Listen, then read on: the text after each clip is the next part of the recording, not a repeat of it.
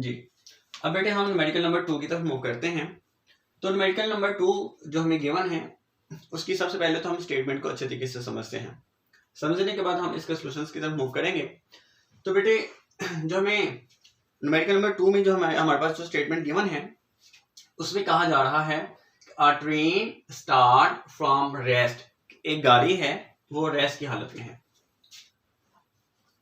Late B suppose कि ये गाड़ी खड़ी है, ठीक है। तो जब कोई गाड़ी खड़ी होती है तो उसकी जो मीटर के ऊपर जो हमें रीडिंग शो होती है वो 0 होती है। सो इसकी जो इब्तदाई जो वेलोसिटी है वो हमारे पास क्या है जी, 0 मीटर पर सेकेंड, ठीक है।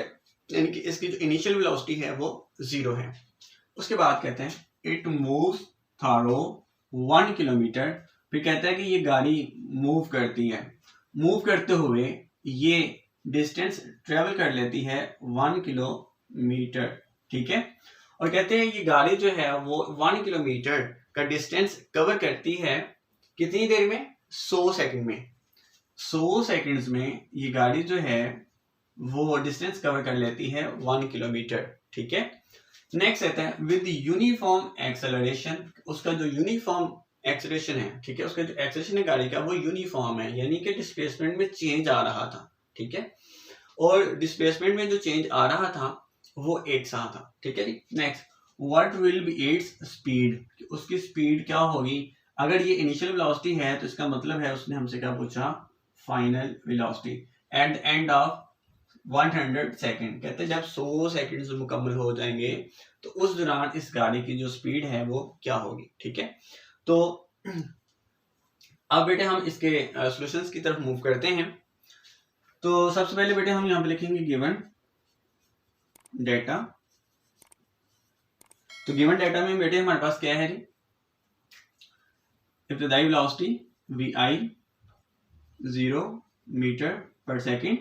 उसके बाद हमारे पास जो डिस्टेंस है वो कितने हैं जी, 1 किलोमीटर। और बेटे 1 किलोमीटर में कितने मीटर्स होते हैं जी, 1000। तो आप ये कह दें 1 मल्टीप्लाई बाय 100 मीटर, और ज़रब देने के बाद हमारे पास आंसर आएगा वो क्या होगा जी, 1000 मीटर।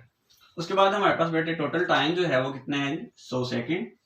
तो टाइम 100 सेकेंड जी। तो बेटे हमने फाइंड आउट क्या करना था जी, यहाँ पर फाइनल वेलोसिटी। तो यहाँ लिखेंगे, हेडिंग देंगे टू फाइंड VF।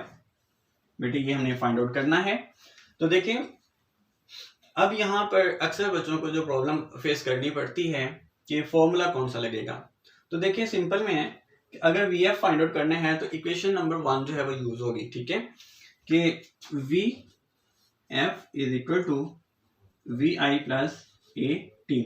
तो देखिए अगर हमने VF फाइंड आउट करना है तो हमें VI, A एंड T ये हमारे पास जो मिकदारें हैं इनकी वैल्यूज का पता होना चाहिए। तो देखा जाए तो हमारे पास VI है, टाइम है, बट एक्सेलरेशन नहीं है। तो एक्सेलरेशन फाइंड आउट करने के लिए हमें क्या करना पड़ेगा कि हमें किसी दूसरी इक्वेशन का सहारा लेना पड़ेगा। तो दूसरी इक्वेशन हमारे पास क्या हो सकती है, वो है हमारे पास S is equal to VIT plus 1/2 AT का स्केयर। तो अब इस इक्वेशंस को देखा जाए तो देखिए S हमारे पास यहाँ पे गिवन में है, VI भी हमारे पास गिवन में है, टाइम भी हमारे पास गिवन में है, बट A मौजूद नहीं है।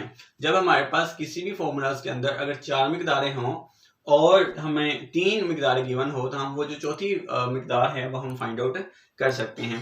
तो इसलिए बेटे हम इस इक्वेशंस को सबसे पहले इस्तेमाल नहीं करेंगे। सबसे पहले हम इस इक्वेशंस को इस्तेमाल करते हुए हम वैल्यूज निकालेंगे यहाँ से A की। जब हम A की वैल्यूज निकाल लेंगे उसके बाद हम यहाँ पर वैल्यूज पुट करेंगे और वैल्यूज पुट करने के बाद सिंप्लीफाई करेंगे तो हमारे पास जो आंसर है वो आ जाएगा। जी तो बच्चों अब हम क्या करेंगे, इस S की जगह पर हम वैल्यूज पुट करेंगे।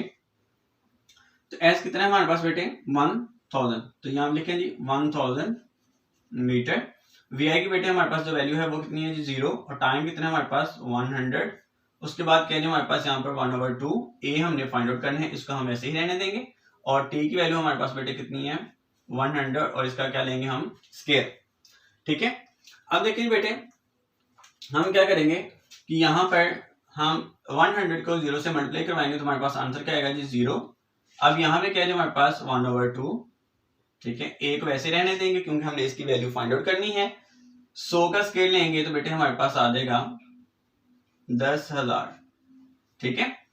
और यहाँ पे हमारे पास क्या है बेटे 1000 मीटर। ये वैसे ही हम नीचे उतार लेंगे। उसके बाद क्या है बेटे यहाँ पे इसको देखें, ये 2 जो है वो इसको जो है वो कैंसिल आउट कर सकते हैं। 10 को 2 5 बार कितना होता है बेटे 10। अब ये 5 और उसके बाद ये 3 0, इनको हम नीचे उतार लेंगे। 0 प्लस ए 5,000 और यहाँ पे बेटे 1000 मीटर। तो बेटे ये एक बात याद रखिएगा कि जब हम वैल्यूज पुट करते हैं फॉर्मूलाज के अंदर तो कोशिश ये करें कि उसमें जो है वो साथ यूनिट्स जो है वो ना लिखें। तो इसलिए यहाँ पे जो यूनिट्स हैं जो मीटर आप ये मत लिखें, इसमें फिर बाद में थोड़ी सी दिक्कत होती है इनको सिंप्लीफाई करने में। तो इसलिए मैं यहाँ पे यूनिट्स को ख़त्म कर रहा हूँ, ठीक है। ये मुझे बताना याद नहीं रहा शुरू में। अब बेटे यहाँ पे देखें, अगर हम इस सारी वैल्यू को इस 0 के अंदर जो है वो जमा कर दें तो इस बड़ी सी वैल्यू के अंदर ये 0 जमा करने से कोई फर्क नहीं पड़ेगा। तो अब यहाँ पे 5000 ए को 0 में जमा करेंगे तो हमारे पास यही रकम आ जाएगी, ठीक है। अब नीचे क्या है हमारे पास बेटे 1000। अब बेटे यहाँ पे देखें कि अगर ये 5000 यहाँ पे ए के साथ मल्टीप्लाई हो रहे हैं तो इधर लेके आएंगे तो ये क्या हो जाएगा जी डिवाइड, और यहाँ पे क्या है हमारे पास बेटे ए। अब बेटे जब हम ये 1000 को 5000 से जो है वो डिवाइड करवाएंगे तो हमारे पास आंसर आ जाएगा 0.2 m⁻²।